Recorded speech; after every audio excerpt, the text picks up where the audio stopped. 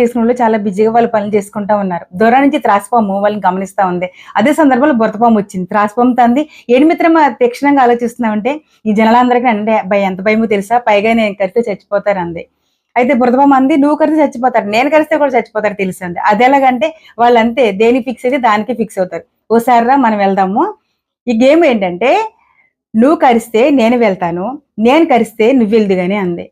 సరే అని game start అయింది. ఒక మనిషి పని చేసుకుంటూ ఉంటుంటే బురదపాము కరిసింది. త్రాసుపాము ఆ కాళ్ళ మధ్యలోంచి అలాగే వెళ్ళిపోతా ఉంది. అతను అనుకున్నాడు త్రాసుపాము కరిసిందని చెప్పి కంగారు పడిపోయాడు. జనాలందరూ వచ్చి తీసుకెళ్తున్న సందర్భంలో టెన్షన్ పడిపోతున్నప్పుడు నోట్లోంచి నొగురు చచ్చిపోయాడు. త్రాసుపాము అంది, "అదే నువ్వు కరిసింది నువ్వు కదా" అంది. "సరే రా ఇప్పుడు.